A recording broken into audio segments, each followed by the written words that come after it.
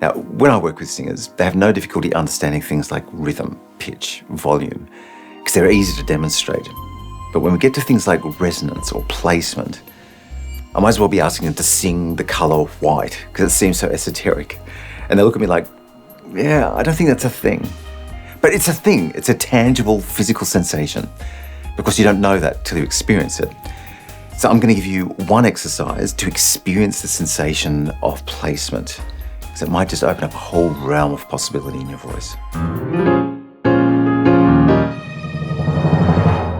Hi, I'm Scott. You're watching Inside Musicals, the channel for all things musical theatre.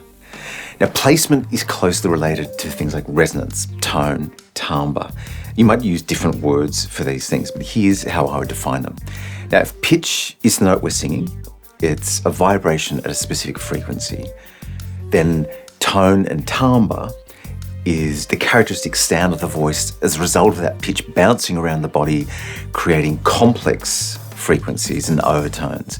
This is how we distinguish one voice from another, even singing the same pitch. Now, placement is simply where in the body we experience these vibrations. And resonance is the sum total of this placement that skews the voice or the tone of the voice towards either bright, dark, balanced, full-bodied, or focused. Now, it's one thing to know all of that. It's another thing to experience it. So here's the exercise for placement. So we're going to sustain a note somewhere in the middle of our range on a contained vowel. So rather than a wide open R or E, we're going to move between an or and an air, but with the lips forward and jaw slightly long. And what I want you to look for is any sensation of vibration in the hard palate behind the front teeth. It might be subtle, but there'll be something there.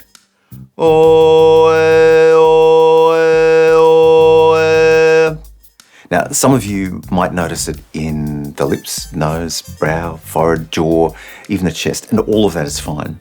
But to some of you, this sensation might come as a great surprise. Not because it's never been there before, but you've never noticed it consciously, because like in everyday life, what does it matter? But in singing, it's a useful tool, and we'll come back to why. Now, if you can't feel it, try saying the word cooey. Cooey! Is that an Australian thing? But I want you to hollow out the tongue and make it ping so you want it to carry over a vast distance. Cooey! Can you feel it now?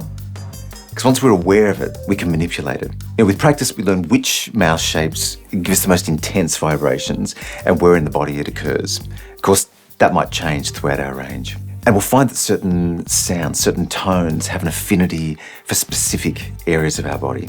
So when we want to recreate that tone, we place it in that area, hence the term placement.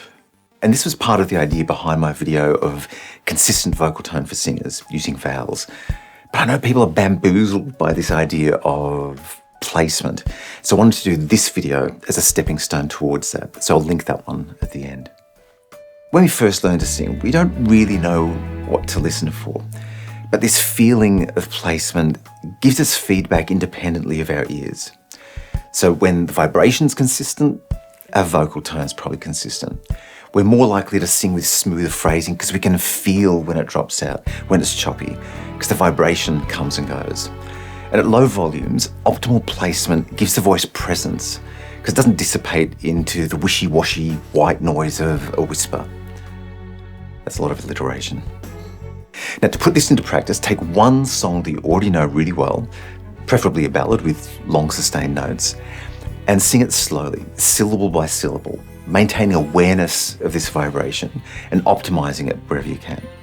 The more we do it, the less conscious effort it takes and the easier it is to apply to other songs. But here's the important part. Get to know your own vocal mechanism. Explore your sound, because every body is different. What works in my body might feel very different in yours. Take some inspiration from singers like Jeremy Jordan, Kristin Chenoweth, Lea Michele, and watch them singing live. Notice how they shape the mouth and the face to place the sound, and listen to how it rings out with a consistent tone. To go a bit deeper into this subject, I'll link my video on resonance in my How to Sing series. But hopefully now, whenever you hear terms like bringing the tone forward or give more body to the sound, you realise it's not just some esoteric concept. It's actually a reference to placement. But for now, that's my quick tip. Thank you so much for watching. I do love you. And get out there. Give me a cooey. and be brilliant.